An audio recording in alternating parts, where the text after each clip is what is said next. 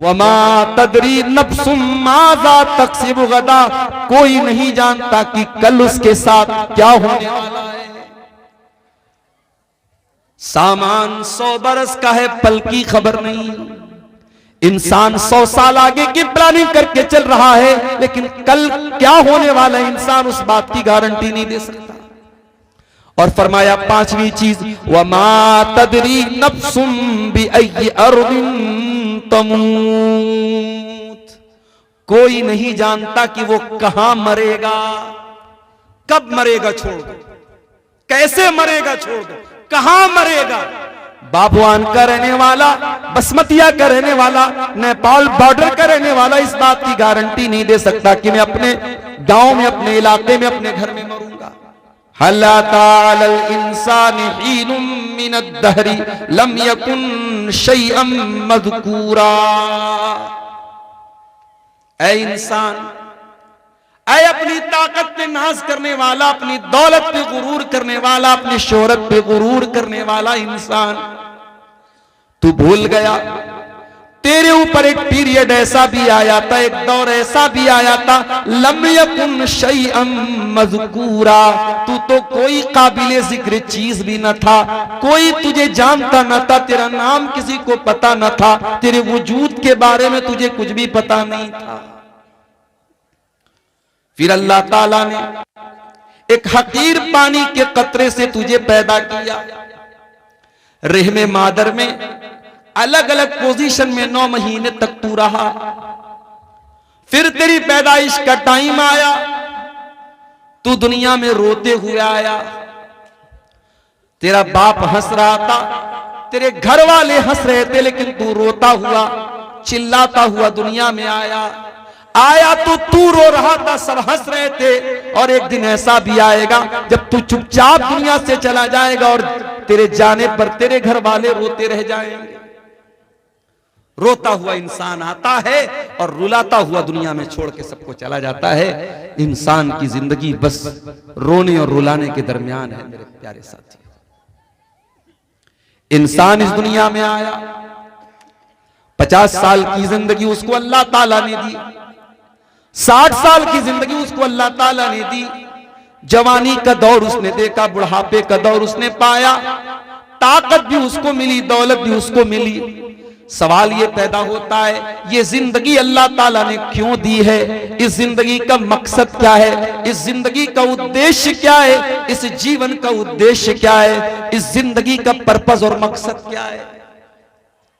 कुरान का 29वां पारा उठाओ, अल्लाह ताला हमारी पैदाइश का मकसद बयान करता है। फरमाया अल्लज़ी खलक़ल मौत वल हयात लियब्लुवकुम अय्युकुम अहसनु अमला। मेरे बंदो, हमने जीवन और मृत्यु का जो सिस्टम बनाया है, हमने तुमको जो पैदा किया है, हमने मौत को बनाया, हमने जिंदगी को बनाया। क्यों बनाया? लियब्लुवकुम, हम तुम्हारा इम्तिहान लेना चाहते हैं, हम तुम्हारी परीक्षा लेना चाहते हैं, हम तुम्हें जांचना चाहते हैं कि कौन अच्छा अमल करने वाला है, कौन अल्लाह को राजी करने वाला अमल करता है, कौन ऐसा अमल करता है जो अल्लाह की नजर में अच्छा है, दुनिया की नजर में अच्छा है कि नहीं। अल्लाह क्या ये मैटर नहीं करता। दुनिया की नजर में आप कैसे हैं, अल्लाह के यहां ये मैटर नहीं करता। अल्लाह की नजर में आप कैसे, आपने वो अमल किया कि नहीं किया जो अल्लाह को पसंद आने वाला है। अल्लाह ताला हम सबको इम्तिहान के तौर पर इस दुनिया में पैदा कर रहा है। हमारी दुनिया की जिंदगी एक इम्तिहान की जिंदगी है मेरे भाइयों। और जिस तरीके से दुनिया के हर इम्तिहान को एक दिन खत्म हो जाना है। एक टाइम है, बच्चा स्कूल इम्तिहान देने गया, स्टूडेंट कॉलेज में एग्जाम देने गया, 2 घंटे का एग्जाम था, 3 घंटे का एग्जाम था, 2 घंटे पूरे हो गए, एग्जामिनर ने कॉपी छीन ली। भाई तेरे एग्जाम का टाइम खत्म हो गया, अब तू और नहीं लिख सकता है। बच्चे से कॉपी छीन ली गई, तेरी परीक्षा की अवधि समाप्त हो गई, तेरे इम्तिहान का टाइम खत्म हो गया, अब इसके आगे तुम कुछ नहीं कर सकते। मेरे प्यारे साथियों, हमारे भी इम्तिहान का एक टाइम है, और वो टाइम कब है हम नहीं जानते। वो टाइम कब आ जाए हम नहीं जानते। हो सकता है कि आज की रात हम आराम से बिस्तर पे सोने जाएं और सुबह को हम उठ भी ना पाए। हो सकता है कि कल की सुबह का सूरज भी देखना हमको नसीब ना हो।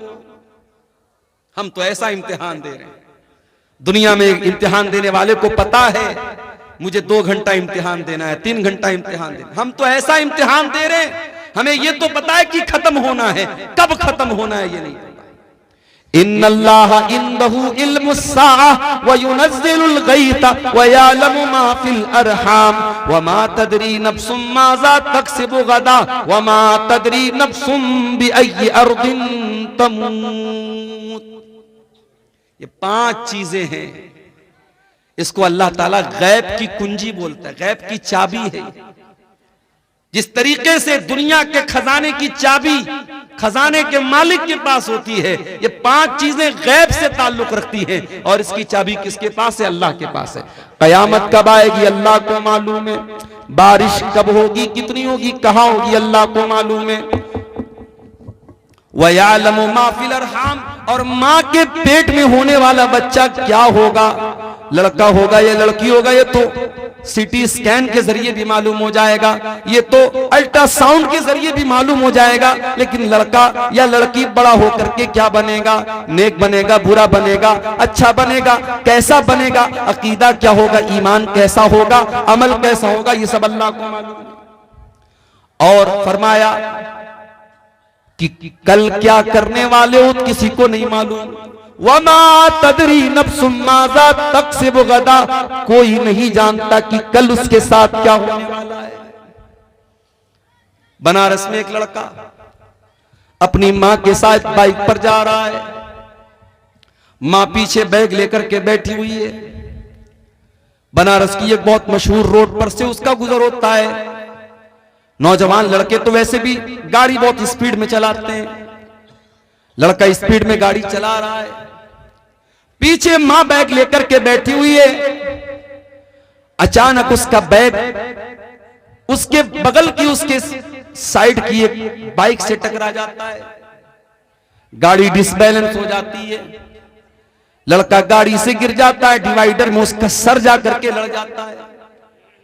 घर से चला था मां को ड्रॉप करने और स्पीड में गाड़ी चला रहा था, उसका सर डिवाइडर से टकरा जाता है। 12-13 दिन गुजर गए, आज अभी तक लड़का हॉस्पिटल में कोमा की हालत में है, मौत और जिंदगी से जूझ रहा है।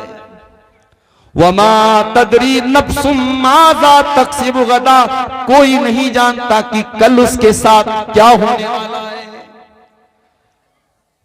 सामान 100 बरस का है, पल की खबर नहीं।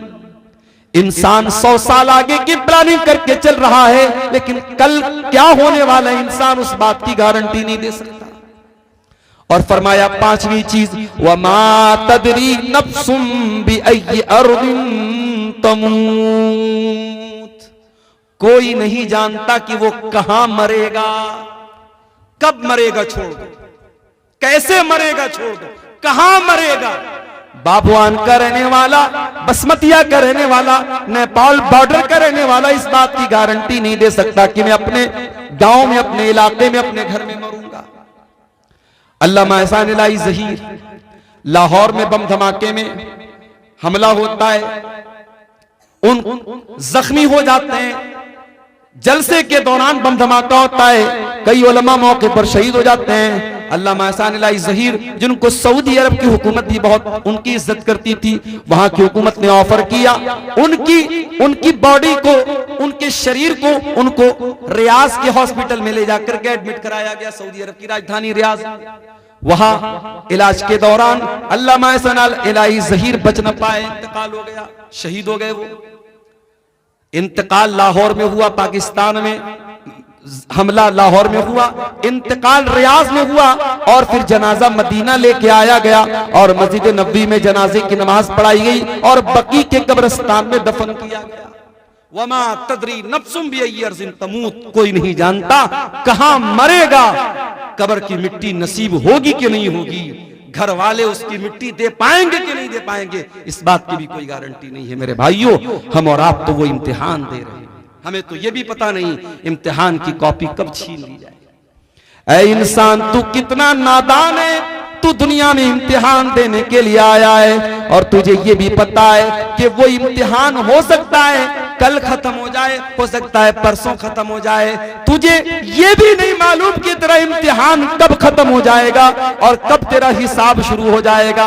ऐ इंसान फिर भी तू गफलत में पड़ा हुआ है, तुझे अपने इम्तिहान की कोई टेंशन नहीं है।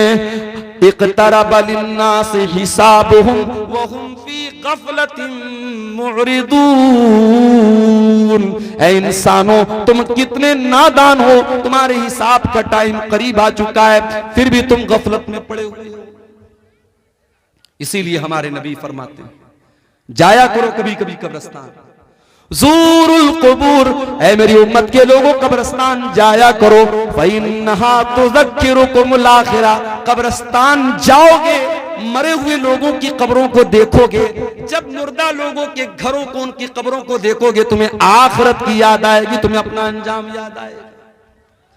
बिल्डिंगों में रहते हुए शायद मौत ना याद आए, बाल बच्चों के साथ हंसते खेलते हुए शायद तुम्हें मौत याद ना आए, दुनिया के पैसे गिनते हुए शायद तुम्हें मौत न याद आए, बैंक बैलेंस को चेक करते हुए शायद तुम्हें मौत याद ना आए, फेसबुक की रील्स देखते हुए शायद तुम्हें मौत याद ना आए, दुनिया की रंगीनियों में खो करके शायद तुम्हें मौत याद ना आए।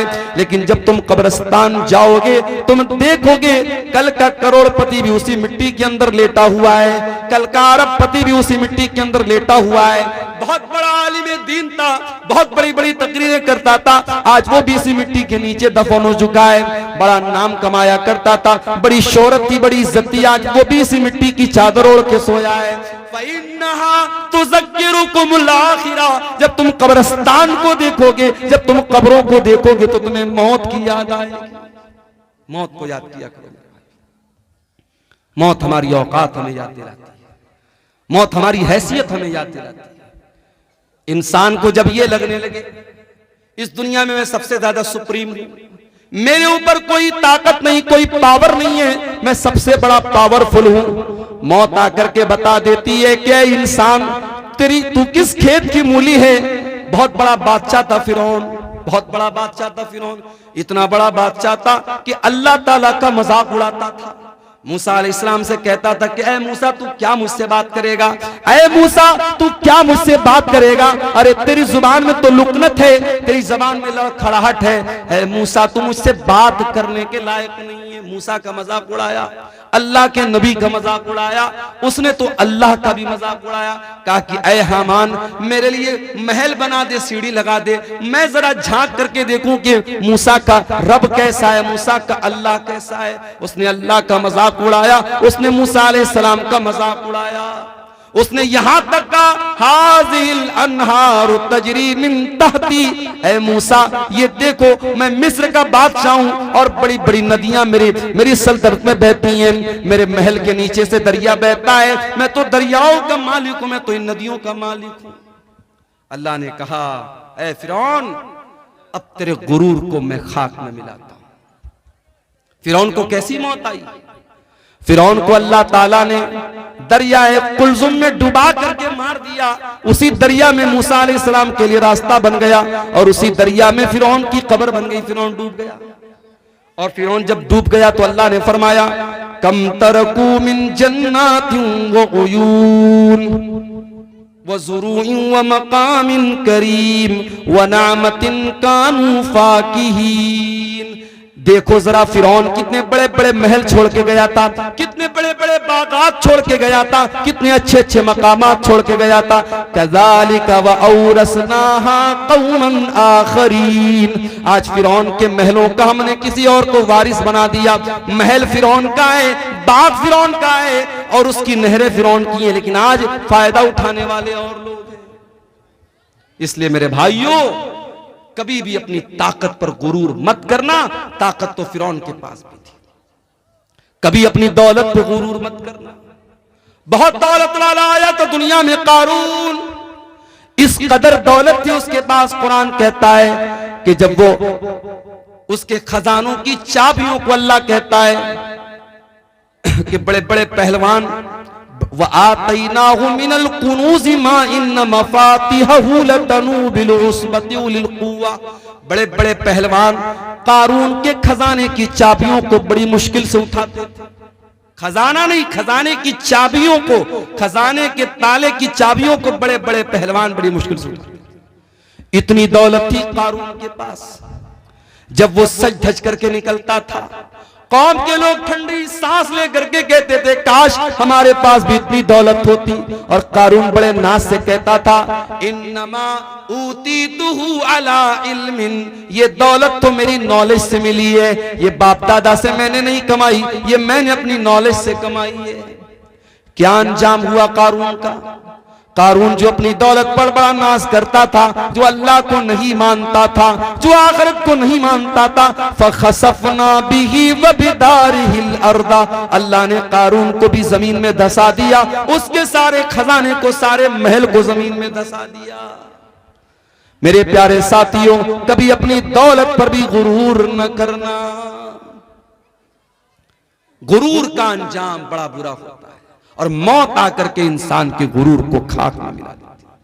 इसीलिए अल्लाह ताला सूरह वाक़िया के अंदर कहता है फलौला इदा बलगतिल हुल्कूम व अंतुम हीनइज़िन तंजुरून व नहनु अक़रबु इलैहि मिनकुम वलाकिन ला तुबसिरून। मेरे बंदो, जब जान निकलने का टाइम आता है, जब रूह निकलने का टाइम आता है और तुम देखते हो तुम्हारा करीबी इंसान मर रहा है, तुम्हारा बाप मर रहा है, तुम्हारी माँ मर रही है, तुम्हारी बीवी मर रही है, तुम अपनी आंखों से मरता हुआ देख रहे हो, लेकिन तुम कुछ नहीं कर सकते। फलौला इन कुंतुम गैर मदीनीन तरजिऊनहा इन कुंतुम सादिकीन। अगर तुमको ये लगता है कि तुम्हारे ऊपर किसी का कंट्रोल नहीं है, किसी का पावर नहीं है, किसी की ताकत नहीं है, तो जरा तुम मरने वाले को मौत से बचा करके दिखा दो। मरना तो है मेरे भाई, और मौत आएगी, हम बच नहीं सकते, बच नहीं सकते हैं। हम शीश महल में भी जाके अपने आप को कैद कर लें, अल्लाह कहता है युद्रिकुमुल मौत वलौ कुंतुम फी बुरूजिम मुशय्यदा। अगर तुम शीशा पिलाई हुई दीवार, अगर तुम लोहे को पिघला करके दीवार में पैक कर दो अपने आप को, वहां पर भी तुमको मौत आएगी। मौत का फरिश्ता वहां भी तुमको आकर के तुमको पकड़ लेगा। तुम अल्लाह की पकड़ से नहीं बच सकते मेरे भाई। इंसान मर गया, अब मरने के बाद इंसान ये तमन्ना करता है, आए अल्लाह एक मौका और दे दे, मैं दुनिया में दोबारा आना चाहता हूं। किस लिए आना चाहते हो? क्या बिटिया की शादी करना बाकी था, शादी करने के लिए आना चाहते हो? क्या अपना मकान जो तुम बनवा रहे थे अभी अधूरा है, अपने मकान को पूरा करने के लिए दुनिया में आना चाहते हो? क्या अपने गांव में कोई जमीन खरीदना चाहते हो? क्या कोई मकान बनाना चाहते हो? क्या बेटे की शादी करना चाहते हो? क्यों आना चाहते हो? अल्लाह फरमाता है हत्ता इदा जाअहदहुमुल मौत क़ाल रब्बिरजिऊन लअल्ली आमलु सालिहन फीमा तरक्तु। बंदा कहता है अल्लाह एक मौका और दे दे, मैं वादा करता हूं मैं दुनिया में आकर के नेक अमल करूंगा। आए अल्लाह अब मुझे समझ में आ गया है, अब दोबारा मैं दुनिया में आऊंगा तो मैं कोई तुझको नाराज करने वाला काम न करूंगा, कोई गुनाह का काम न करूंगा, कोई पाप न करूंगा। आए अल्लाह बस एक चांस और दे। अल्लाह फरमाता है मेरे बंदे इन्नहा कलिमतुन हुवा क़ाइलुहा व मिन वराइहिम बरज़खुन इला यौमि युबअतून। अल्लाह फरमाता है मेरे बंदे अब तुझे कोई चांस मिलने वाला नहीं है, जो चांस मिला था मिल चुका, जो मौका मिलना था मिल चुका। एक ही मौका मिलेगा, एक ही चांस मिलेगा मेरे नौजवान साथियों, वो चांस हमें और आपको यहां मिला है। अब इस इम्तिहान में अगर हम फेल हो गए तो दुनिया में जिस तरीके से जो लोग मुजरिम होते हैं उनको दुनिया वाले जेल में डाल देते हैं, अल्लाह ताला ने अपने मुजरिमों के लिए भी एक जेल बनाई है और उस जेल का नाम जहन्नम है। और जहन्नम कितनी खतरनाक जेल है, कितनी खतरनाक कैद खाना है, कितना खतरनाक कैद खाना है और कितनी खतरनाक जगह है। आओ जरा कुरान में इसका नक्शा देखते हैं। अल्लाह कुरान के 30वें पारे में फरमाता है, इन्न जहन्नम कानत मिरसादा लित्तागीन माबा लाबितीन फीहा अहकाबा। ये जहन्नम घात में बैठी है, ये जहन्नम प्रतीक्षा कर रही है, ये जहन्नम इंतजार कर रही है, ये जहन्नम इंतजार कर रही है किसका? अल्लाह के मुजरिमों का, अल्लाह के बागियों का, अल्लाह के कानून को तोड़ने वालों का। अल्लाह के कानून को तोड़ने वालों का ठिकाना है ये जहन्नम। लाबिसीन फीहा अहकाबा। और कोई ये न सोचे मैं तो शिर्क नहीं कर रहा हूं, मैं नमाज नहीं पढ़ रहा हूं तो क्या हो गया, मैं शराब पी रहा हूं तो क्या हो गया, मैं हराम खा रहा हूं तो क्या हो गया, मैं कोई शिर्क थोड़ी कर रहा हूं। अरे मैं जहन्नम में जाऊंगा तो कुछ दिन जाने के बाद मैं जन्नत में चला जाऊंगा। अगर इस गलत फहमी में हो मेरे प्यारे साथियों तो याद रखो जहन्नम के अजाब की जो सजा है वो एक पल भी बर्दाश्त करने के काबिल न होगी। और अल्लाह तो कह रहा है लाबिसीन फीहा अहकाबा। जहन्नम में कितने अरसे तक इंसान पड़ा रहेगा, अल्लाह का मुजरिम पड़ा रहेगा नहीं मालूम, बहुत लंबे टाइम तक जहन्नम में पड़ा रहेगा। दुनिया में जब टेम्परेचर हाई होता है इंसान को दो चीजों की जरूरत पड़ती है। राजस्थान में एक जगह है बाड़मेर, पूरे भारत में सबसे ज्यादा गर्मी वहीं पड़ती है। आप जाएंगे वहां नहीं रह पाएंगे, आप वो गर्मी बर्दाश्त नहीं कर पाएंगे। जिस तरीके से लेह और लद्दाख में 0 के नीचे पारा हो जाता है सर्दी के मौसम में और पूरे मकान और घरों में बर्फ जम जाता है, उस तापमान में और उस टेम्परेचर में हम और आप बहुत मुश्किल से रह सकते हैं, वैसे बाड़मेर की गर्मी में हम नहीं रह सकते। अभी हमारे इंडिया में 47 डिग्री की गर्मी सबसे ज्यादा मानी जाती है। अभी साइंटिस्ट लोगों का कहना है कि अगर ये गर्मी 50 तक पहुंच गई तो हालात बर्दाश्त के बाहर हो जाएंगे। और मैं एक बात अपनी तकरीरों में भी कहता हूं कि पानी की कदर किया करो मेरे भाइयों। ये जो पानी हम लोग बहाते हैं, फजूल बहाते हैं, सरकारी पानी आ रहा है, नल खोल दिया बह रहा है, एक बाल्टी पानी में नहा सकते हैं, 4-4 बाल्टी पानी में नहा रहे हैं। एक कपड़े को एक बाल्टी में धो सकते हैं, 10-10 बाल्टी बर्बाद कर रहे हैं। पानी को बर्बाद न करो मेरे भाइयों। अफ्रीका की राजधानी है केप टाउन। केप टाउन के अंदर जितना ग्राउंड के अंदर पानी है सब पानी खत्म हो चुका है। साउथ अफ्रीका की राजधानी है केप टाउन, वहां पानी खत्म हो चुका है ग्राउंड पर। और साइंटिस्ट का कहना है कि अगर भारत में पानी की बर्बादी नहीं रुकी तो 2040 तक भारत के बड़े बड़े शहरों में, दिल्ली, मुंबई, चेन्नई, बेंगलोर में ग्राउंड के अंदर, जमीन के अंदर का पानी खत्म हो जाएगा। पानी बहुत बड़ी नेमत है, पानी का इस्तेमाल बहुत एहतियात के साथ किया। हमारे नबी की सुन्नत भी है, हमारे नबी सल्लल्लाहु अलैहि वसल्लम बहुत कम पानी में वजू कर लेते थे और बहुत कम पानी में गुस्ल कर लेते थे। हमारे यहाँ तो माशाअल्लाह नल का इंतजाम है, टोटी का इंतजाम है, खोल लिया तो लोग बेदर्दी से पानी बहा रहे हैं। मेरे प्यारे साथियों, पानी की कदर करो, पानी बहुत बड़ी नेमत है। जब गर्मी बढ़ती है तो पानी की जरूरत पड़ती है, गर्मी बढ़ती है तो ठंडक की जरूरत पड़ती है। अल्लाह फरमाता है ला यदूकून फीहा बरदन वला शराबा। जहन्नम के अंदर ना तो जहन्नमियों को ठंडक मिलेगी ना पानी मिलेगा। प्यास लगेगी पानी चाहिए, पानी भी नहीं है। गर्मी लगेगी ठंडक चाहिए, ठंडक भी नहीं मिलेगी। इल्ला हमीमन व गस्साका। उनको मिलेगा तो खौलता हुआ गर्म पानी मिलेगा, उनको मिलेगा तो पीपो मवाद मिलेगा, उनको मिलेगी तो गलीज किस्म की चीजें मिलेंगी जो ना खा सकते हैं ना पी सकते हैं। अल्लाह अकबर। ये जहन्नमियों का हाल होगा। ला यदूकून फीहा बरदन वला शराबा इल्ला हमीमन व गस्साका जज़ाअन विफाका।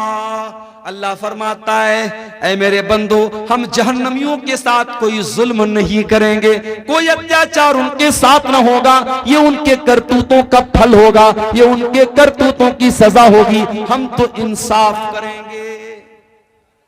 जानते हो दुनिया में सबसे खतरनाक तराजू जो होता है वो ज्वेलर का तराजू होता है, सोनार का तराजू होता है।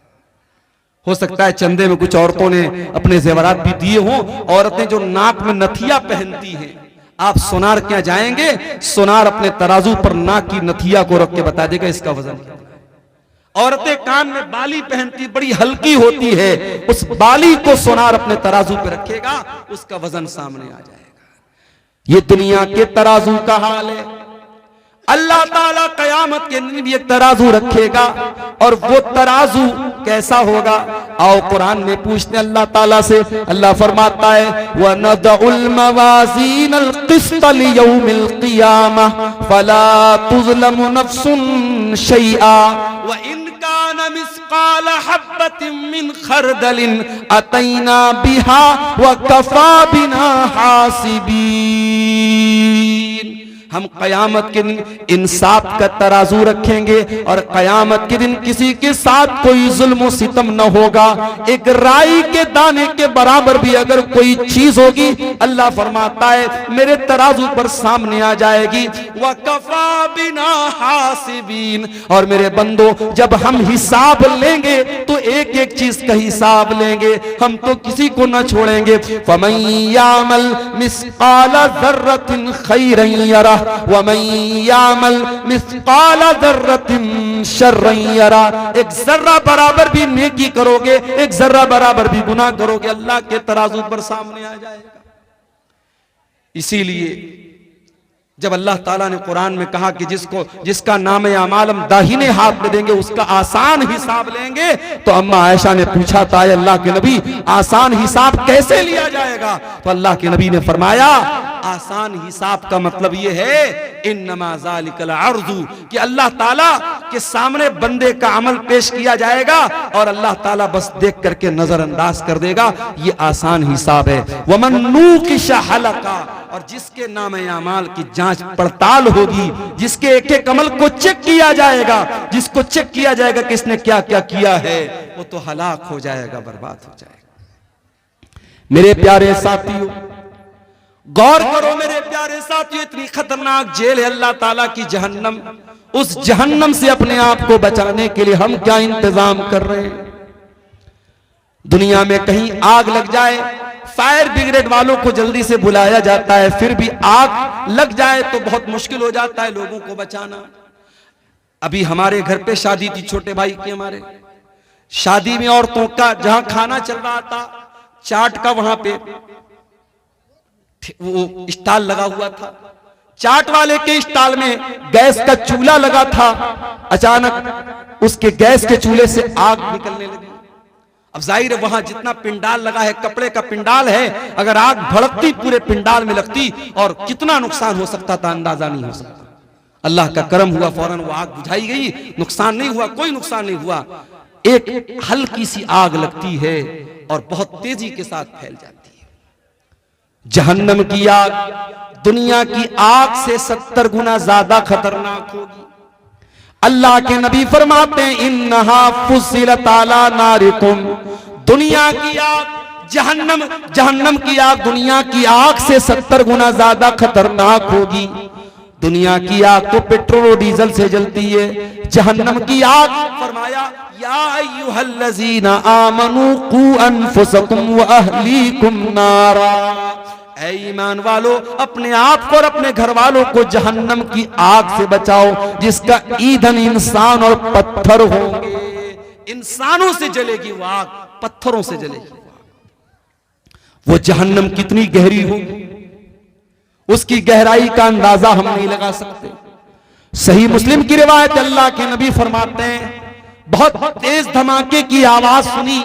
आपने सहाबा से पूछा ऐ मेरे सहाबा क्या तुम जानते हो कि यह आवाज कैसी थी?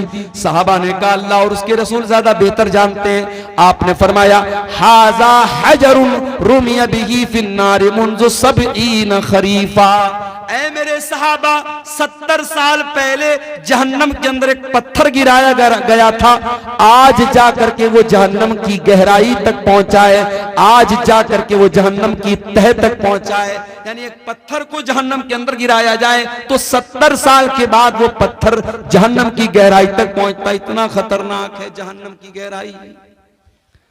मेरे प्यारे साथियों उस जहन्नम की आग से हम अपने आप को बचाने के लिए क्या इंतजाम कर रहे हैं। हमारे प्यारे नबी जनाबे मोहम्मद रसूलुल्लाह सल्लल्लाहु अलैहि वसल्लम तो उसी जहन्नम की आग से हमको बचाने के लिए आए थे। आपके आने का मकसद यही था, दुनिया के लोग ईमान वाले बन जाएं, नेक अमल करने वाले बन जाएं, दुनिया के लोग जहन्नम की आग से बच जाएं। यही आपका मकसद था, आपकी जिंदगी का मकसद था। यही मकसद लेकर के आप दुनिया में आए थे, किस तरीके से अल्लाह के बंदों को जहन्नम की आग से बचाया जाए।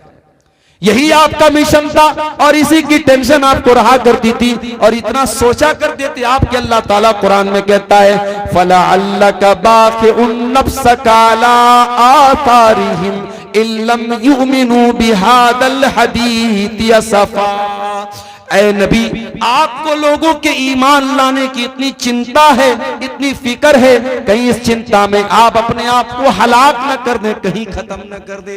अल्लाह के नबी फरमाते हैं, ओ लोगों, मेरी मिसाल और तुम्हारी मिसाल तो ऐसी है जैसे कोई इंसान आग जलाता है और आग जैसे वो जलाता है वैसे ही परवाने और पतंगे उस आग में जल जल के मरने लगते हैं। वो दूर करने की कोशिश करता है मगर वो परवाने नहीं मानते और बार बार उस आग में कूद करके मरते हैं। अल्लाह के नबी फरमाते हैं अना आखिजुम बिहुजजिकुम अनिन नार, हो लोगो मैं तुम्हारी कमर पकड़ पकड़ के तुमको जहन्नम की आग से बचा रहा हूं, व अंतुम तक्तहिमून फीहा, लेकिन तुम जहन्नम के अंदर जा रहे हो।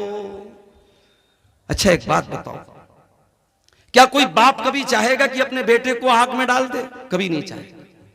आग में डालना तो बड़ी दूर की बात है, बच्चे को जरा सी आग की चिंगारी भी पहुंचे, बाप अगर वाकई में बाप है, उसके सीने में बाप का दिल है, अपने बेटे को हल्की सी चिंगारी में भी मुब्तला नहीं देख सकता। हमारे प्यारे नबी इस उम्मत के रूहानी बाप थे। हमारे नबी के दिल में एक बाप अपने बच्चों का जितना खैरखा होता है, जितना भलाई चाहने वाला होता है, उससे कहीं ज्यादा भलाई चाहने वाले हमारे नबी थे।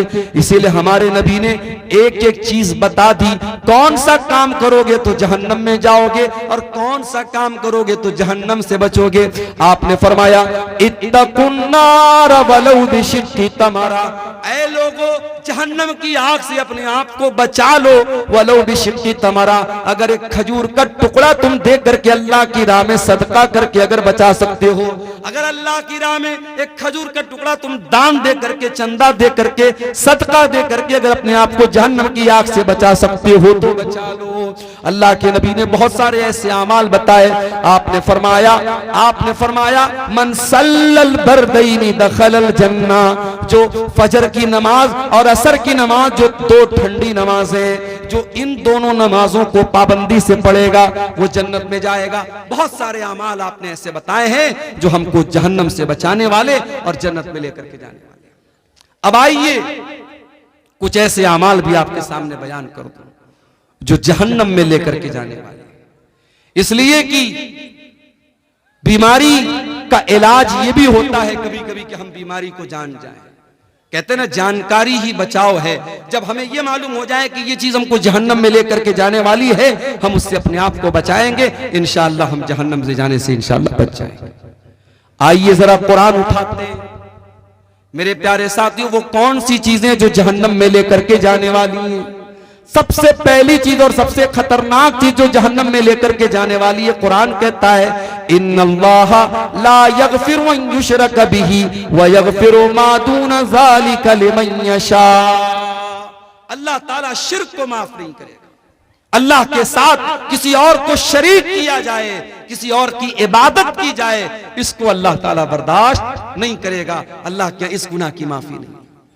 आज कितने मुसलमान हैं, उनके गले में देखो धागा पड़ा हुआ है, उनके हाथ में देखो धागा पड़ा हुआ है और वो धागे के ऊपर ये अकीदा रखते हैं कि जब तक ये धागा मैं पहने हुए हूं तब तक मैं बीमार न पड़ूंगा, मुझे नजर न लगेगी, मेरा बच्चा बीमार न पड़ेगा।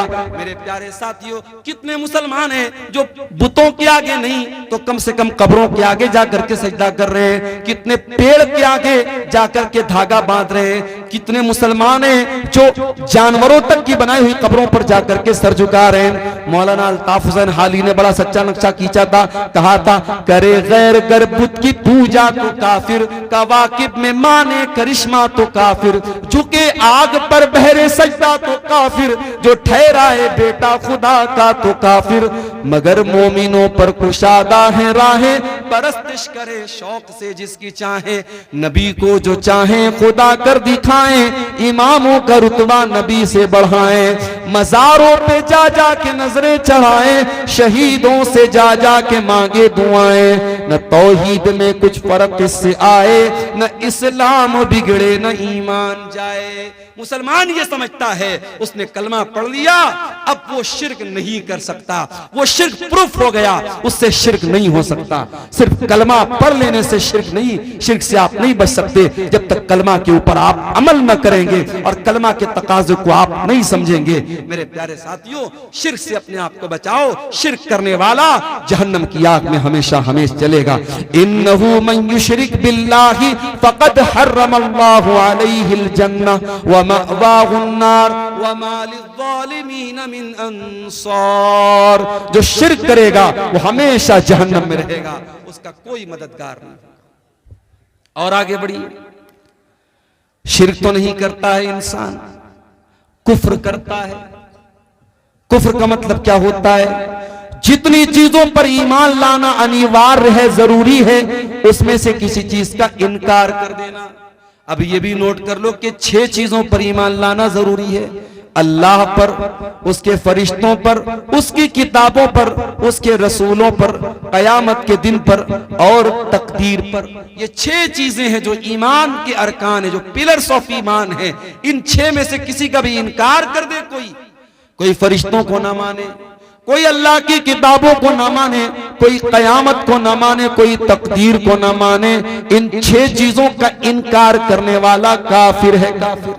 और अल्लाह फरमाता है वमन यकफुर बिल ईमान फक़द हबिता अमलुहु व हुवा फिल आखिरति मिनल खासिरीन। कि ईमान लाने के बाद अगर कोई कुफ्र करेगा, कोई कलमा पढ़ने के बाद इन चीजों में से किसी चीज का इनकार करेगा तो वो बर्बाद हो जाएगा दुनिया में भी और आखिरत में।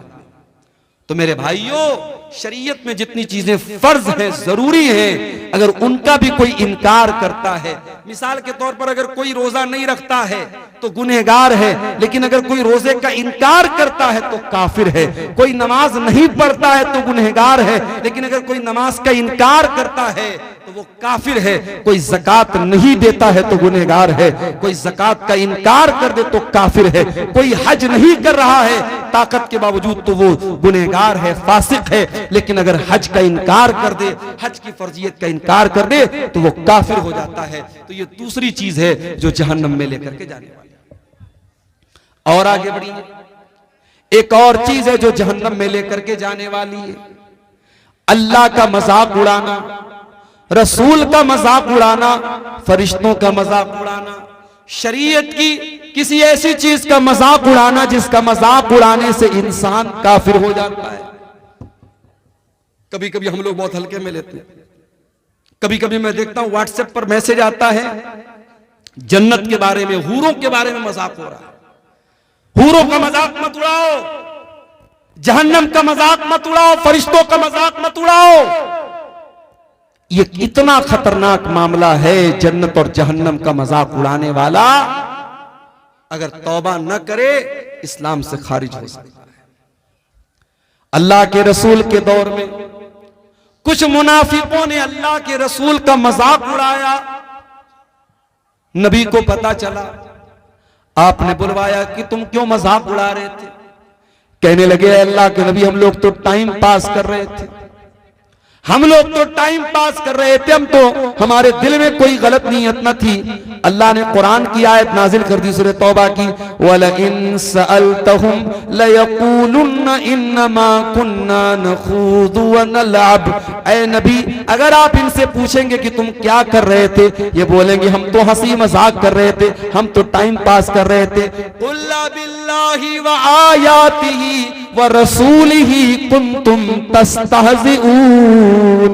ऐ नबी इनसे पूछो, क्या तुम अल्लाह का मजाक उड़ा रहे हो? क्या तुम अल्लाह की आयतों का मजाक उड़ा रहे हो? क्या तुम अल्लाह के रसूल का मजाक उड़ा रहे हो? ला तातज़िरू क़द कफ़रतुम बाद ईमानिकुम, अब तुम कोई बहाना पेश ना करना।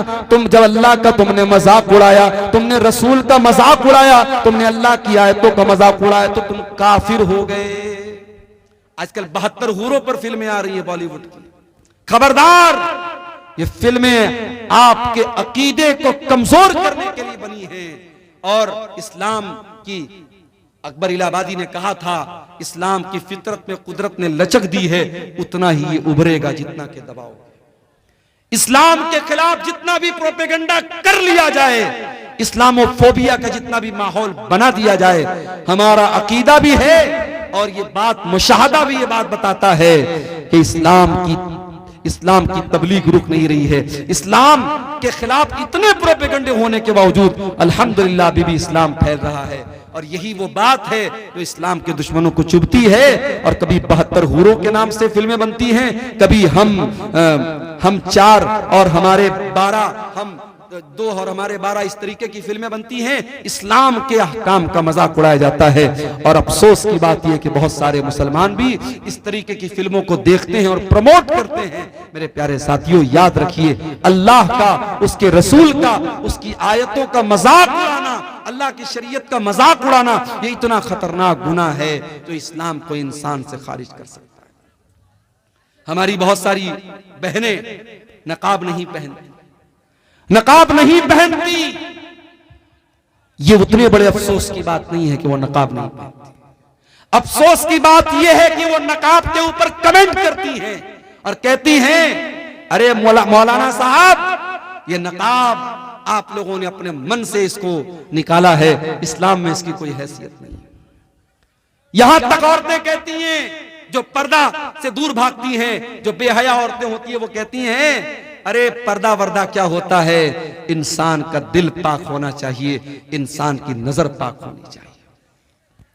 मेरे प्यारे साथियों, एक लड़की घर से नकाब पहन करके नहीं निकलती है, वो बहुत बड़ा गुनाह करती है। मगर एक लड़की नकाब नहीं पहनती है और साथ में वो नकाब का मजाक उड़ाती है और नकाब को इस्लाम के अहकाम में से, पर्दे को इस्लाम के अहकाम में से निकालने की कोशिश करती है। ऐसी औरतों को जाकर के कुरान की ये आयत पढ़ के सुना दो, या अय्युहन नबिय्यु कुल लिअज़वाजिका व बनातिका व निसाइल मुमिनीना युदनीना अलैहिन्ना मिन जलाबीबिहिन्ना ज़ालिका अदना अन युअरफ़ना फला युज़ैन। ऐ नबी, अपनी बीवियों से कह दीजिए, अपनी बेटियों से कह दीजिए और तमाम मुसलमान औरतों से कह दीजिए कि जब वो अपने घर से निकला करें तो अपने ऊपर जिल्बाब डाल लें, अपने ऊपर नकाब डाल लें, अपने ऊपर ऐसी चादर डाल लें जिससे उनका शरीर ढक जाए, जिससे उनका बदन ढक जाए। अल्लाह फरमाता है ये पर्दा उनकी पहचान बन जाएगा, ये पर्दा बता देगा कि ये नकाब पहनने वाली औरतें, ये पर्दा करने वाली औरतें, और कोई उनको छेड़ने की हिम्मत न कर सकेगा। मेरे प्यारे साथियों, जो लोग ये बोलते हैं कि दिल साफ होना चाहिए, पर्दा करने की कोई जरूरत नहीं है, मैं उनसे पूछता हूं, इस दुनिया में क्या सहाबे किराम से भी ज्यादा कोई साफ सुथरे दिल वाला आया था? नबियों के बाद, अल्लाह के पैगंबरों के बाद अगर सबसे ज्यादा पाक और साफ दिल वाला कोई आया था तो नबी के सहाबा आए थे। और इस दुनिया में सबसे नेक औरतें अगर थी तो नबी की बीवियां थी। लेकिन कुरान कहता है नबी की बीवियों के बारे में भी कि उनको भी पर्दा करना है। और अल्लाह ताला अपने नबी के सहाबा से कहता है कि जब तुम अपने नबी के घर में जाओ और तुम्हें कोई सामान मांगना है नबी की बीवियों से, फस्अलूहुन्ना मिन वराइ हिजाब, तो पर्दे की आड़ से मांगो, डायरेक्ट मत जाओ। ज़ालिकुम अतहरु लिकुलूबिकुम व कुलूबिहिन्ना, इसी में तुम्हारे दिल की भी पाकी है, इसी में उनके दिल की भी पाकी है। मेरे प्यारे साथियों, कुरान 1400 साल पहले बता रहा है कि पर्दा करने के बाद दिल पाक होता है, पर्दा के बगैर दिल पाक नहीं। एक बात और बोल दूं, लड़की जवान हो गई, अब चाहे टीचर सामने हो, चाहे चाचा हो, चाहे कोई भी, चाचा का नाम तो मैंने ऐसे ले लिया, टीचर हो, कोई भी ऐसा रिश्तेदार हो जो गैर महरम, अगर गैर महरम है तो जवान लड़की को उससे पर्दा करना है। वहां यह नहीं चलेगा कि साहब मेरे गांव के हैं। मैंने एक मरतबा तकरीर में बोल दिया था, बड़ा उस पर बवाल भी हुआ, एक लड़की के बारे में जो बहुत मशहूर हुई थी पूरे इंडिया में। वो नकाब में एक स्कूल कॉलेज में जा रही थी और उसके ऊपर जब फिरका परस्तों ने हमला करने की कोशिश की, उसने नारे तकबीर लगाया था, पूरी दुनिया में उस लड़की का बड़ा नाम वायरल हुआ था। लेकिन बाद में एक और वीडियो आया जिसमें मैंने देखा कि एक अजनबी आदमी, एक कोई भी अजनबी आदमी उसके घर जाता है उसको शाबाशी देने के लिए और उस जवान लड़की के कंधे पर हाथ रखता है। तो जाहिर है कि हम उस लड़की के जज्बे की अपनी जगह कदर करते हैं, मगर जो चीज गलत है वो गलत रहेगी। शरीयत ये कहती है कि अगर कोई मर्द बहुत नेक है और कोई औरत बहुत नेक है, लेकिन अगर दोनों गैर महरम हैं तो दोनों को प्राइवेसी अगर मिलेगी, दोनों तन्हाई में मिलेंगे, अकेले में मिलेंगे, तो तीसरा शैतान। ला यख्लुवन्ना रजुलुम बिइम्रातिन इल्ला वसालिसुहुम शैतान। अगर कोई मर्द किसी औरत के साथ अकेले में होगा तो तीसरा शैतान। चाहे लड़की आलिमा हो, लड़का आलिम हो, लड़की बहुत अपने दौर की नेक हो और लड़का अपने दौर का बहुत बड़ा अल्लाह का वली हो, अगर लड़का और लड़की, मर्द और औरत अगर गैर महरम हैं और अकेले में मिल रहे हैं तो तीसरा शैतान होगा। मेरे प्यारे साथियों, आप सोच नहीं सकते हमारी शरीयत ने कहां कहां से समाज में पनपने वाली बुराइयों को रोका है। ये जो आज हम रोना रोते हैं ना, समाज बड़ा दूषित हो रहा है, बड़ा गंदा हो रहा है, ये बेहयाई बड़ी फैल रही है, ये गंदगी बड़ी फैल रही है। क्यों फैल रही है, कभी इस पर आपने गौर किया? आज इतने बड़े बड़े जलसे और प्रोग्राम होने के बावजूद हमारे इलाकों की शादियों में आज भी वो तमाम बुराइयां हो रही हैं जिससे उलमा मना करते हैं। तमाम बेपर्दगी हो रही है शादी ब्याह में जो इस्लाम के अंदर हराम है। तमाम रस्मों रिवाज पर अमल हो रहा है जिसकी कोई हैसियत नहीं इस्लाम के अंदर। आपने शादी भी, मैं गाड़ी लेकर के आ रहा था, 4 व्हीलर लेकर के बीरपुर में जब पहुंचा, हमारे ड्राइवर साहब ने देखा कि पूरे दोनों तरफ फाटक लगा हुआ है। मैंने ड्राइवर साहब से कहा कि लग रहा है मौलाना तारिक साहब ने बहुत दूर तक गेट लगवाया, बड़ा लंबा चौड़ा इंतजाम है। आगे बढ़ा तो पता लगा साहब शादी हो रही है, कोई शादी थी और ऐसी शादी थी, दूर दूर तक गेट लगा हुआ है और गाना बज रहा है, डीजे बज रहा है।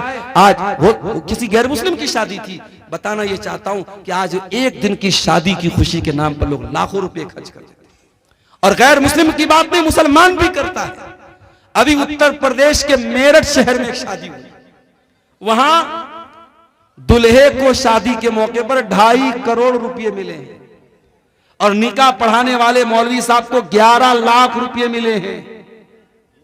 और एक रस्म होती है घड़ी पहनाई, दुल्हे को साली लोग घड़ी पहनाती हैं, उस घड़ी की पहनाई की जो है वो जो पैसा उसका दिया गया 11 लाख रुपए उसका दिया गया। हमारे यहाँ मदरसे में एक दिन चर्चा चल रही थी कि मदरसे में पढ़ाना छोड़ के चल के हम लोग मेरठ में निकाह पढ़ाए, एक निकाह का 11 लाख रुपया। तो ये मुसलमान, ये हालात हैं इस कौम के। इस कौम के बच्चे भूखे मर रहे हैं, जिस कौम की औरतें, बेवा औरतें खाने को तरस रही हैं, इस कौम की यतीम बच्चियां बदकारी का रास्ता अपना रही हैं, उस कौम के नौजवान शादी ब्याह पर इतनी फजूल खर्ची कर रहे हैं। उत्तर प्रदेश के सिद्धार्थनगर में एक शादी हुई, मुसलमान की शादी है और नोटों की बारिश कर रहा है दुल्हा। 20 लाख रुपए उसने पानी की तरह बारात में बहा दिए। ये सारे करतूत हम करते हैं, उसके बाद हम कहते हैं कि हमारे साथ फला जगह ये क्यों हो रहा है, हमारे साथ फला जगह ये क्यों हो रहा है, हमारी मस्जिदों पर क्यों निशाना साधा जा रहा है, हमारे मदरसों पर क्यों निशाना साधा जा रहा है। मेरे प्यारे साथियों, हमें अपना मुहासबा करने की जरूरत है, अपने गिरबानों में झांकने की जरूरत है। मेरे नबी ने तो निकाह को इतना आसान कर दिया। आपने फरमाया इन्ना आज़मन निकाही बरकतन इसरुहु मऊनतन, सबसे ज्यादा बरकत उस निकाह में होती है जिसको सबसे कम खर्च में निपटाया जाए। नबी के दौर में निकाह होता था, बहुत मामूली खर्च में निकाह हो जाता था। और ऐसा नहीं कि नबी के दौर में सब गरीब लोग थे, उसमें उस्मान गनी के जैसे करोड़पति लोग भी थे, उसमें अब्दुर्रहमान बिन औफ के जैसे करोड़पति लोग भी थे। दौलत वाले होते थे या गरीब होते थे, बड़े सिंपल तरीके से निकाह कर लेते थे और बीवी को ले आते थे। और वहां एक नहीं 4-4 बीवियों का रिवाज था। इस्लाम ने अगर मर्द के पास ताकत है तो 4 बीवियों तक की इजाजत दी, इसमें कोई शर्म की बात नहीं है।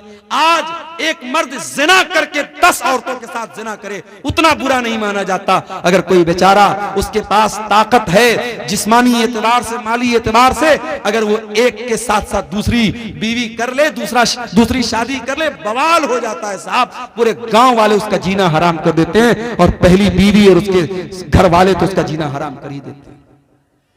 याद रखो मेरे भाइयों, हलाल को मुश्किल बनाओगे हराम आसान हो जाएगा। और आज हराम आसान हो चुका है और हमारी और आपकी सोच से बहुत ऊपर जा चुका है। जिनाकारी और बदकारी मुस्लिम समाज में इतनी आम होती चली जा रही है। मेरे पास आए दिन फोन आता है और ऐसे ऐसे मसले पूछे जाते हैं, अल्लाह की पनाह, शर्म आती है। मौलवी साहब, लड़के ने लड़की के साथ गलत काम कर लिया, फिर लोगों ने शादी करा दी, शादी के 3 महीने के बाद बच्चा हो गया। अब क्या किया जाए? क्या दोबारा निकाह करना पड़ेगा? ये वो मसले हैं, उनका जवाब क्या देना है वो एक अलग मसला है। लेकिन मुसलमानों की सोसाइटी में इस तरीके के मसले पैदा हो, ये सोचने की बात है मेरे प्यारे साथियों, ये अफसोस करने की बात है, ये अफसोस करने का मकाम है। हलाल को मुश्किल बनाओगे हराम आसान हो जाएगा। शादियों को आसान करो। नौजवानों, तुमसे भी कहता हूं, अपने बाप से जाके कह दो, अपनी मां से जाके कह दो, मेरी शादी सुन्नत के मुताबिक करो, आसान तरीके से करो। अपने ससुर के ऊपर बोझ न बनो, अपने होने वाले ससुर के ऊपर बोझ न बनो, किसी तरीके के जहेज के चक्कर में न पड़ो। आसान और सिंपल लाइफ गुजारो, इज्जत और खुददारी के साथ। ससुराल से मिलने वाले बेड से बेहतर है चटाई पर लेट करके जिंदगी गुजार दो। ससुराल से मिलने वाले फ्रिज का ठंडा पानी पीने से बेहतर है कि घड़े का ठंडा पानी पी के गुजारा करो। ससुराल से मिलने वाली बाइक पर चलने से बेहतर है अपनी कमाई की साइकिल पर अपनी बीवी को बिठा करके चलो। मेरे प्यारे साथियों, इज्जत और खुददारी आपके हाथों में है, अब आप खुद डिसाइड कर लीजिए हमको क्या करना है। मेरे अजीजों, ज़िनाकारी वो गुनाह है जो जहन्नम के अंदर लेके जाने वाला है। अल्लाह कहता है, वला तक़रबुज़ ज़िना इन्नहु काना फ़ाहिशतन व साअ सबीला। ऐ मेरे बंदो, तुम ज़िना के करीब भी ना जाना, ये बड़ा ही गंदा काम है, बहुत बुरा रास्ता है। अल्लाह के नबी की आदत थी, फजर की नमाज पढ़ने के बाद आप सहाबा की तरफ अपना चेहरा कर लेते थे और आप सहाबा से पूछते थे, क्या तुमने कोई ख्वाब देखा है? सहाबे किराम अपना ख्वाब बयान करते थे, अल्लाह के प्यारे नबी अपना ख्वाब बयान करते थे। एक दिन अल्लाह के नबी ने अपना ख्वाब बयान किया। उस ख्वाब में अल्लाह ताला ने अपने नबी को जहन्नम के अजाब के बहुत सारे मनाजिर दिखाए थे। बहुत लंबी हदीस है, मैं पूरी हदीस आपके सामने नहीं पढ़ना चाहता हूँ, उसका एक टुकड़ा आपके सामने पढ़ना चाहता हूँ कि अल्लाह के नबी ने उस ख्वाब में देखा कि आपका गुजर एक ऐसी जगह से हुआ जो तंदूर के जैसी जगह थी। तंदूर जिसमें रोटी बनाई जाती है, तंदूर के जैसी कोई जगह थी। अल्लाह के नबी फरमाते, जब मैंने झांक करके देखा, फैज़ा फीही लगतुन व अस्वातुन, उस तंदूर के अंदर से आवाजें आ रही थी, चिल्लाने की आवाजें। मैंने जब झांक करके देखा तो उसमें बहुत सारे मर्द औरत उल्टे लटके हुए थे और सबके सब बरहना थे, सबके सब नंगे थे। उसके बदन पर कोई कपड़ा न था, मर्द भी नंगे, औरतें भी नंगे, वो उल्टे लटके हुए थे और जहन्नम की आग आती थी और उनकी शर्मगाहों में दाखिल हो रही थी। अल्लाह के नबी ने पूछा कि जब वो जहन्नम की आग आती थी और उनकी शर्मगाहों में दाखिल होती थी, वो चिल्लाने लगते थे, वो चीखने लगते थे। अल्लाह के नबी ने पूछा कि ये कौन लोग हैं जो उनके इतना दर्दनाक अजाब हो रहा है? जवाब मिला, हाउलाई ज़ुनात व ज़वानी, ऐ अल्लाह के नबी, ये ज़िनाकार मर्द हैं और ज़िनाकार औरतें हैं। मेरे भाइयों, इस समाज से इस बुराई को मिटाना है तो ये 2 काम करना हमको बहुत जरूरी है। पहला काम, अपने घर में हमें माहौल पर्दा वाला और शर्म हया वाला बनाना पड़ेगा। अपने घर में महरम गैर महरम का फर्क करना पड़ेगा। आपकी लड़की जवान हो गई, अब कोई भी आता है गांव का और अगर आपकी बेटी बेपर्दा उसके सामने आ जा रही है तो इस पर आपको पाबंदी लगाना पड़ेगा।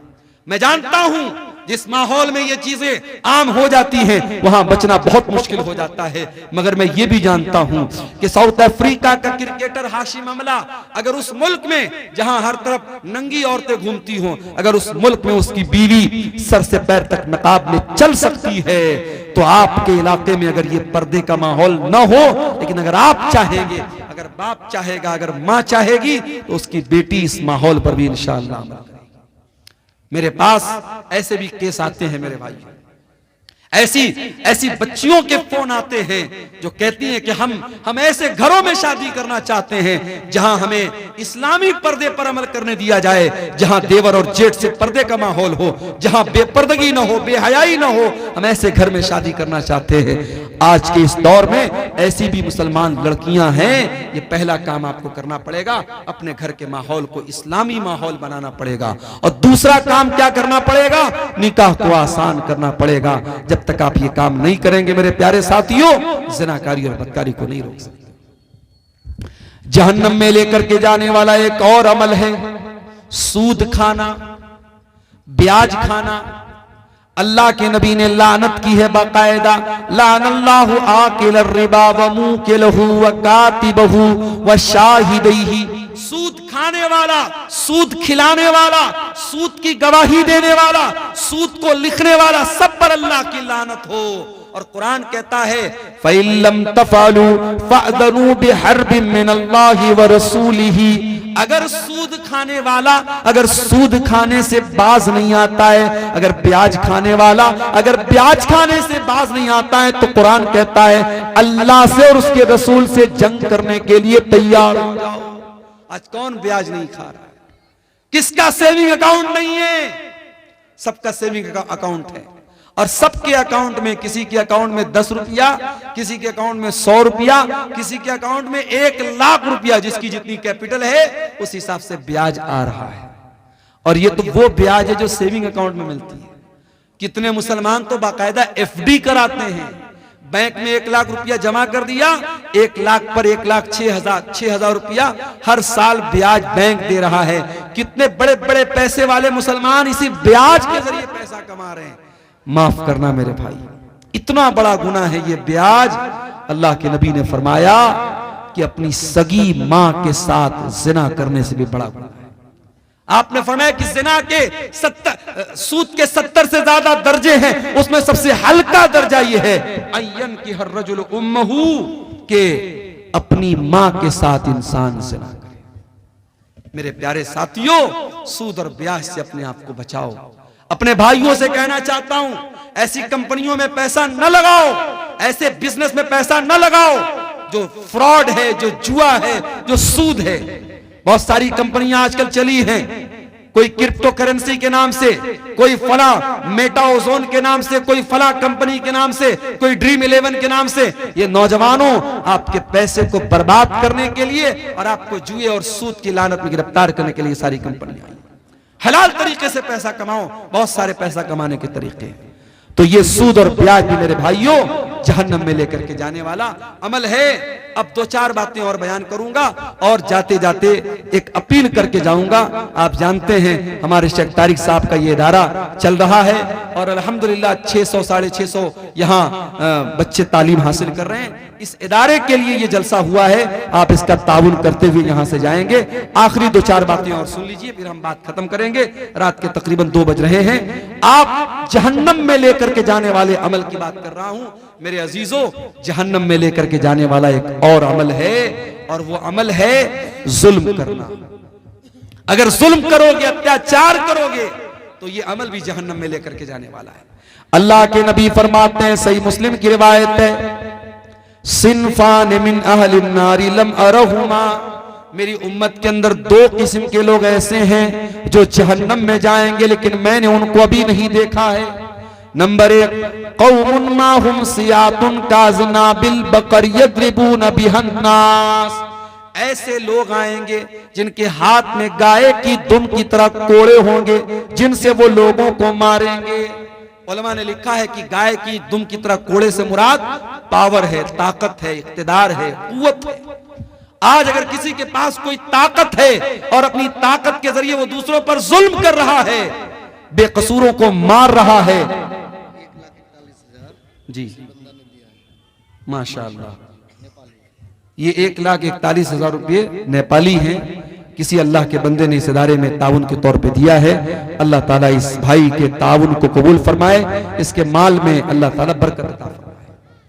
मेरे भाइयों, अल्लाह के नबी फरमा रहे हैं जिनके हाथ में पावर है और पावर का गलत इस्तेमाल करेंगे वो लोग जहन्नम में जाएंगे।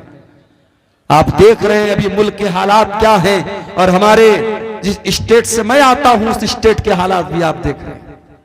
किस तरीके से बेकसूर को कसूरवार और कसूरवार को बेकसूर बनाया जाता हम जानते हैं। लेकिन हां, दो चार उम्मीदों के दिए अब भी हैं रोशन, माजी की हवेली अभी वीरान नहीं है। अगर शर्जील इमाम नाम का वो लड़का जिसको बेकसूर जेल की काल कोठरी में डाला गया, तो आज अल्लाह का फजल और करम है, उस लड़के की बहन ने अपनी तालीम के बल पर जो जज बन गई अदालत की, गालिबन हाई कोर्ट की वो जज बनी है, उसने दुनिया को दिखा दिया कि तुम जुल्म करके हमारे टैलेंट को नहीं रोक सकते हो, हमारी सलाहियत को नहीं रोक सकते हो। मेरे प्यारे साथियों, जालिम याद रखे, हर जालिम ये बात याद रखे कि अल्लाह ताला ने हर फिरौन के लिए मूसा का इंतजाम करके रखा हुआ है। उसके बाद अल्लाह के नबी फरमाते हैं जहन्नम में जाने वाली दूसरी किस्म होगी उन औरतों की, वह निसाउन कासियातुन आरियातुन मुमीलातुन माइलातुन, ऐसी औरतें जहन्नम में जाएंगी जो कपड़ा पहन करके भी नंगी होंगी, गैर मर्दों को अपनी तरफ माइल करेंगी और खुद भी उनकी तरफ माइल हो जाने वाली होंगी। ला यदखुलनल जन्ना, ऐसी औरतें जन्नत के अंदर नहीं जाएंगी। वला यजिदन रिहा, और जन्नत में जाना तो बहुत दूर की बात है, वो जन्नत की खुशबू भी नहीं पाएंगी। तो ये अमल भी मेरे प्यारे साथियों जहन्नम में लेकर के जाने वाला है। और आगे बढ़िए, किसी का हक मार लेना, किसी की जमीन पर नाजायज कब्जा कर लेना, भाई का अपनी बहन का हक मार लेना, बाप का अपनी बेटी का हक मार लेना, पड़ोसी का पड़ोसी का हक मार लेना, यह भी बहुत बड़ा गुनाह है।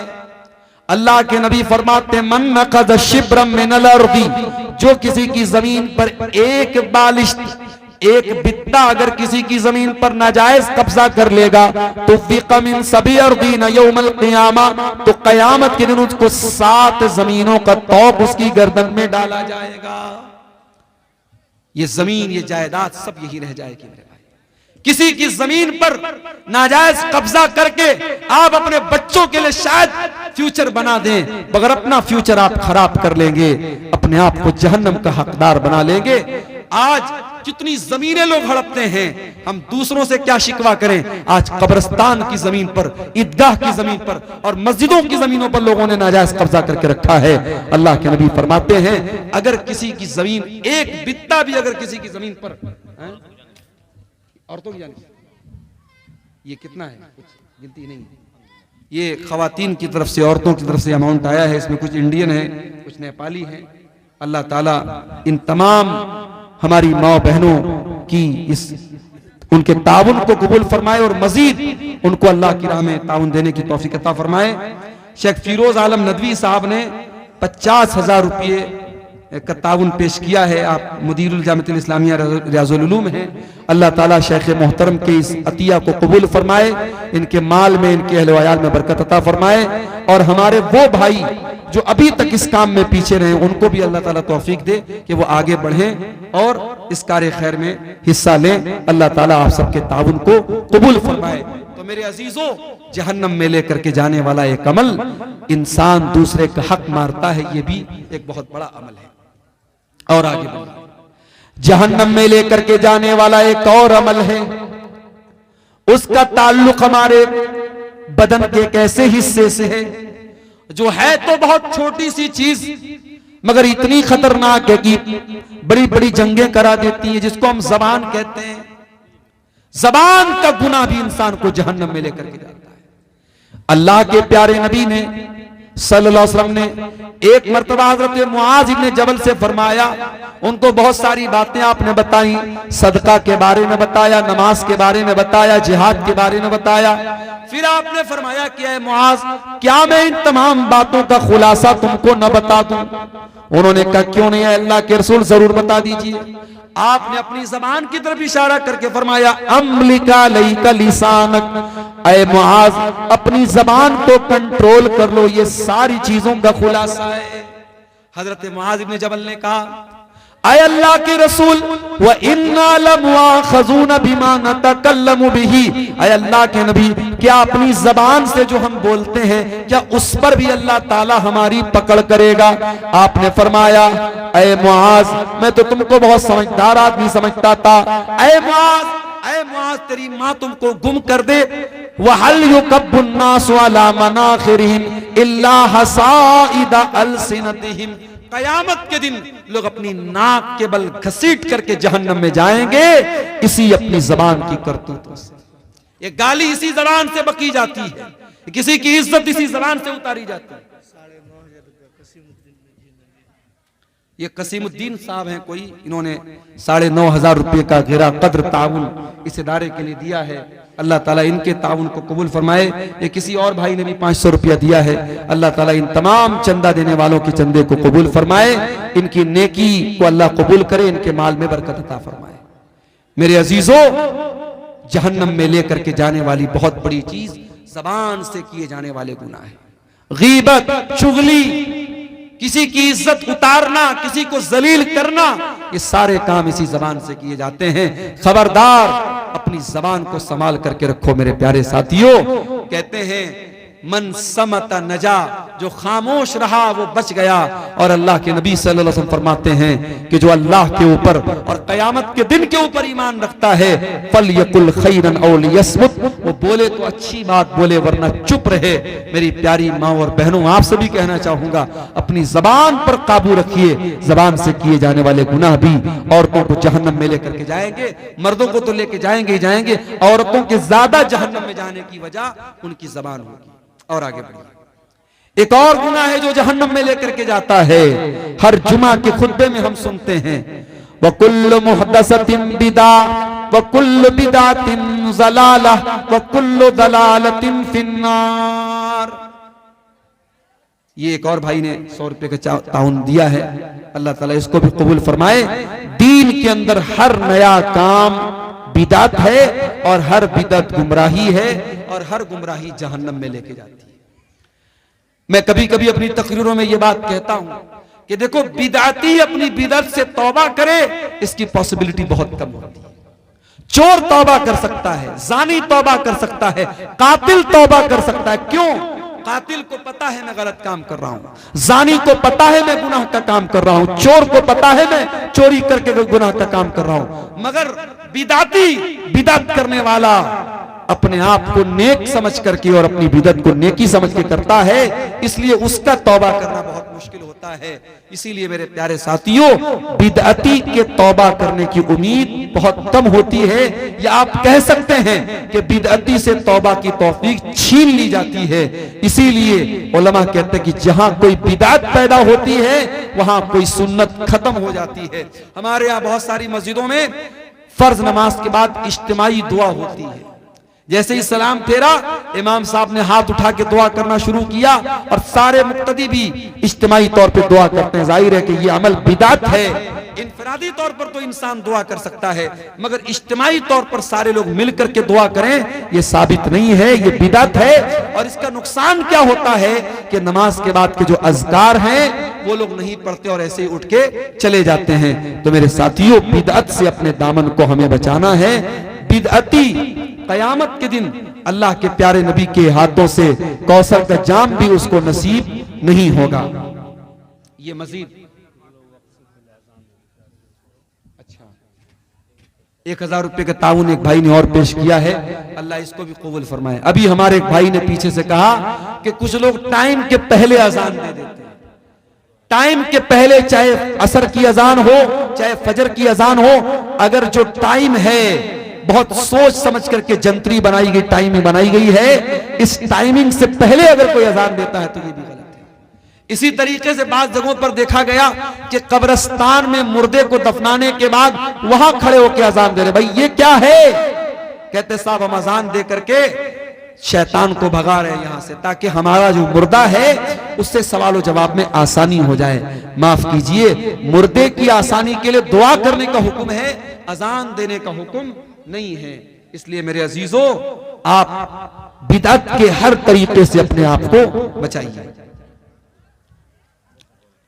एक भाई पूछ रहे हैं कि रियाकारी से बचने का क्या तरीका है? रियाकारी से बचने का एक तरीका तो यह है कि आप जब भी कोई नेकी करें, इस एहसास के साथ और इस फीलिंग के साथ करें कि किसी को पता न चले, चुपके से नेकी करें। वो कहावत है ना, नेकी कर दरिया में डाल, ये एक आदत डाल लें। दूसरी बात है कि अपनी नेकी के बारे में बयान न करें लोगों से। और फिर तीसरी चीज ये है कि अगर आप रियाकारी से बचना चाहते हैं तो जिंदगी में कुछ अमल ऐसा करके जाइए जो बिल्कुल सीक्रेट हो, आपको पता हो, अल्लाह को पता। अल्लाह ताला ने कुरान करीम में अपने नेक बंदों के बारे में फरमाया, वयुतीमून अत्ताम अला हुब्बिही मिस्कीनन व यतीमन व असीरा।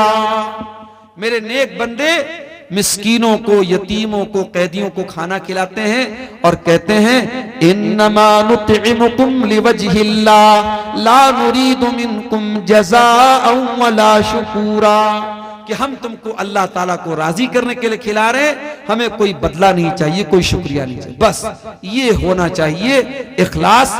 अगर ये चीज आपके अंदर है इंशाअल्लाह तो रियाकारी से आप बच जाएंगे। अगर कोई रिश्तेदार या माँ बाप कुरान पढ़ने के लिए बोला तो बच्चा उनको खुश करने के लिए अच्छे से पढ़ते हैं। और सऊदी की आवाज क्या लिखा है, सुरीली आवाज, सुरीली आवाज से पढ़ते हैं, तो ये रियाकारी है या नहीं? देखिए, कुरान को ऐसे भी सुरीली आवाज से पढ़ना चाहिए। माँ बाप को दिखाने के लिए आप पढ़ते हैं तो गलत है। कुरान जब भी पढ़ें तो अच्छी आवाज में पढ़ने का हुक्म है।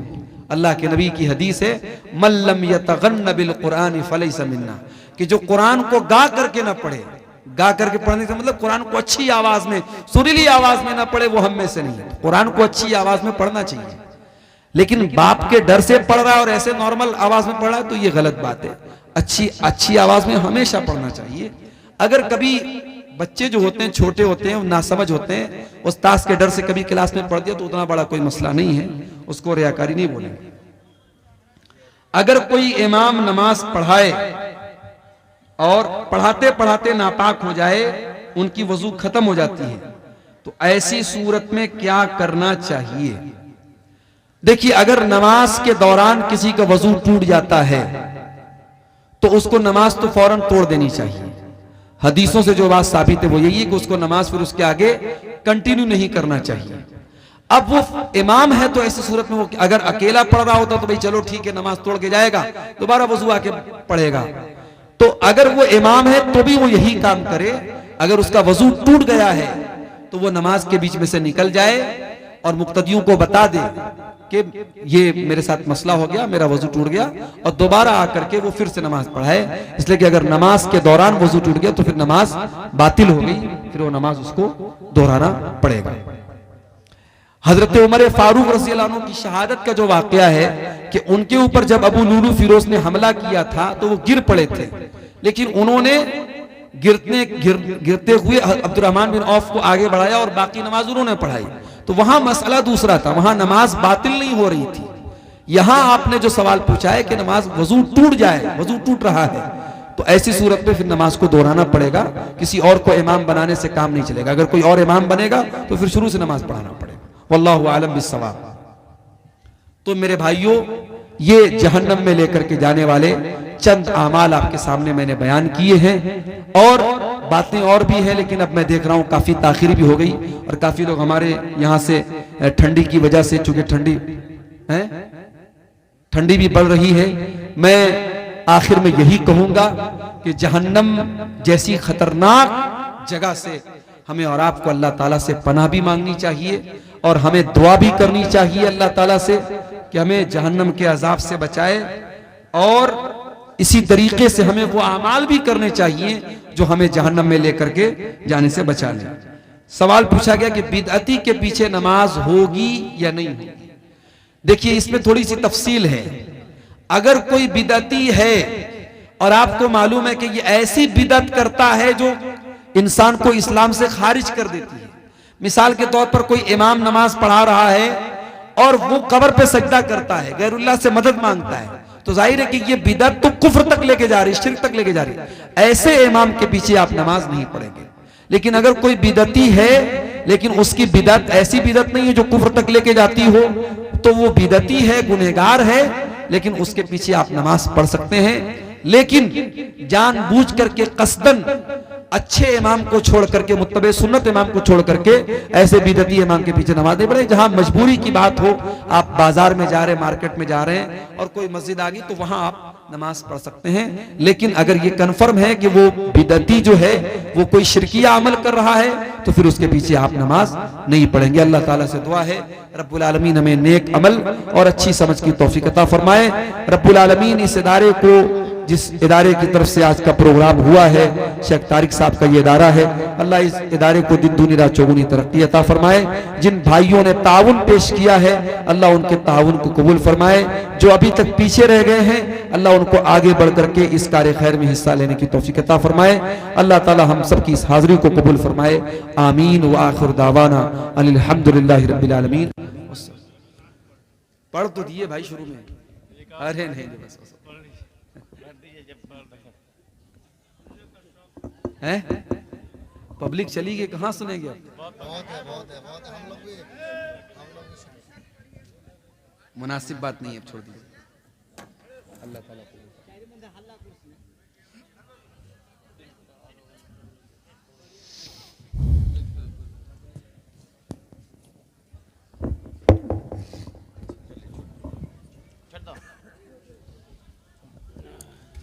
माशाअल्लाह शेख मोहतरम